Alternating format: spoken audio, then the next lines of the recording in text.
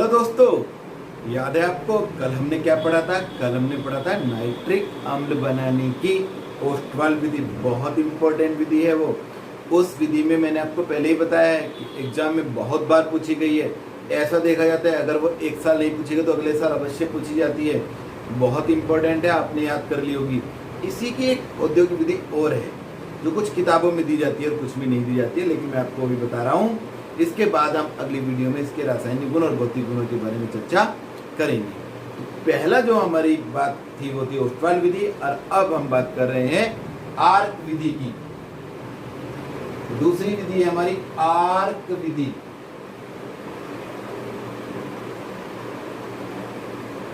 Arc process, ARC process. Arc का मतलब चिंगारी होता है।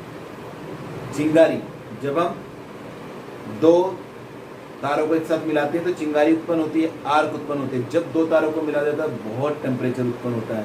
तो यह अभिक्रिया हमारी बहुत टेम्परेचर पर ही निर्भर करती है। इस विधि में नाइट्रोजन व ऑक्सीजन O2 के मिश्रण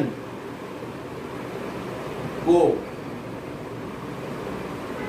विद्युत आर्क द्वारा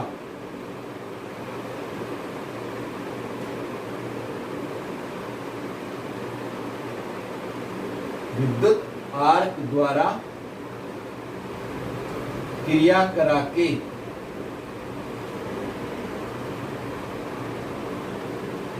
या लगभग 2000 डिग्री सेल्सियस पर गर्म करके, क्योंकि ये टेम्परेचर इतना अधिक विद्युत की चिंगारी से उत्पन्न होता है, गर्म करके नाइट्रिक ऑक्साइड बनाते हैं, जो ऑक्सीकृत होकर कौन? Nitric oxide. बाकी का पोर्शन वैसा ही है जैसा हमने ओस्टवाल विधि में पढ़ा था, जो ऑक्सीकृत होकर NO2 बनाता है। यह NO2 जल में घुलकर HNO3 बना नाइट्रिक अम्ल बनाती है। तो रिएक्शन हुआ N2 प्लस O2 और तीर पे लिखे विद्युत आर्क, और बन गया 2NO।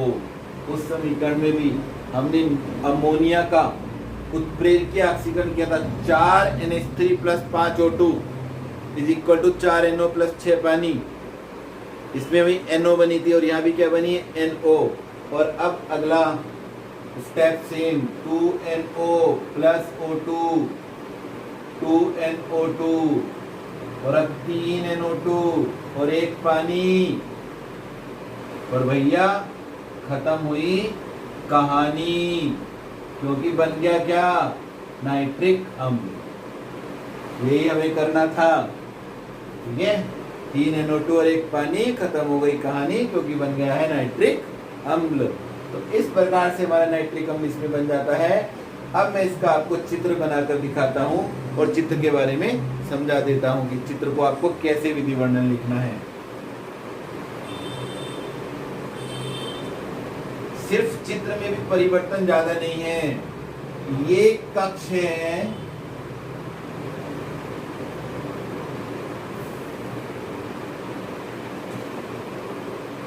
जिस कक्ष में हम नाइट्रोजन N2 व O2 का मिश्रण लेंगे, प्रवाहित करेंगे, और यहां ऑलरेडी इस प्रकार से बनाया जाता है ये।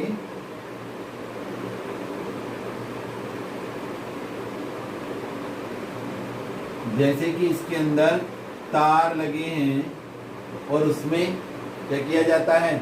विद्युत। इसलिए इस कक्ष को हम आर्क कक्ष कहते हैं। यहाँ टेम्परेचर रहता है 2000 डिग्री सेल्सियस और यहाँ से जो NO गैस बनती है उसे हम वापस ठंडा ही करेंगे। कूलर में ठंडा कर लो।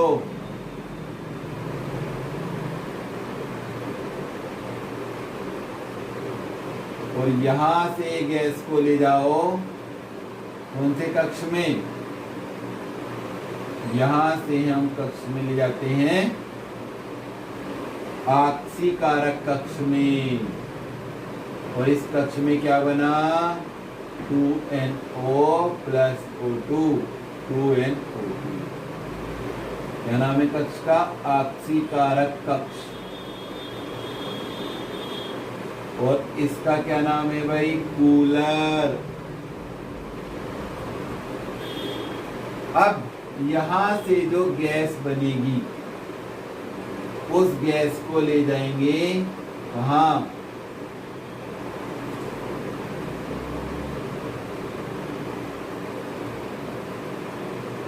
जल अवशोषक कक्ष में। याद आया आपको? यहां से ये NO2 गैस पहुंचेगी जल अवशोषक कक्ष में, जिसमें ऊपर से यहाँ पानी डलता रहता है फव्वारे से जल।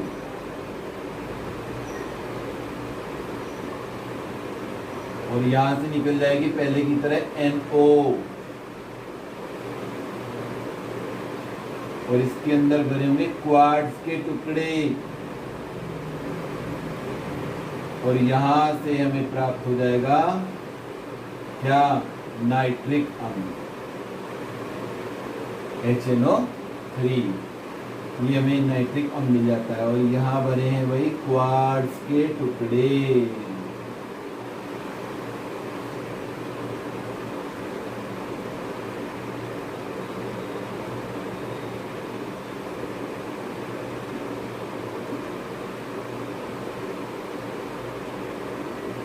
क्वार्ट्ज क्या भरा है भाई?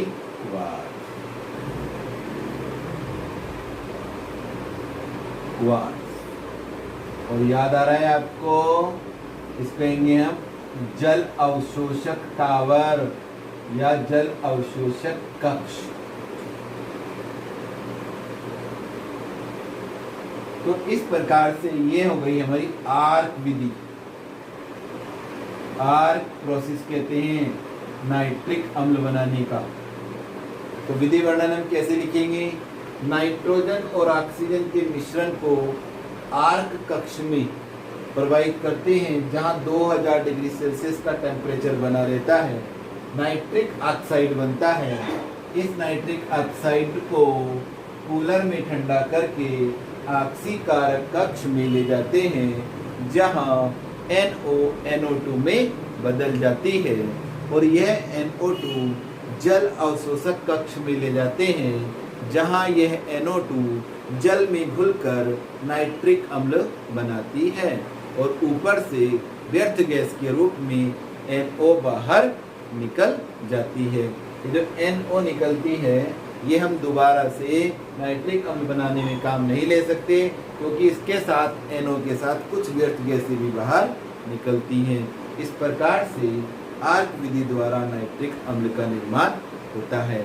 बहुत इम्पोर्टेंट आपके लिए ये टॉपिक है। कल हम इसके भौतिक गुण और रासायनिक गुण पढ़ेंगे। घर पर रहिए, सुरक्षित रहिए। और हमारे चैनल को अभी भी आप में बहुत सारे बच्चे ऐसे हो सकते हैं जो दूसरे बच्चों के संपर्क में आ रहे हैं, उन्हें क्या नहीं करते हैं? शेयर नहीं करते हैं। अपने दोस्तों को शेयर कर लीजिए, अपनी सहेलियों को शेयर कर लीजिए।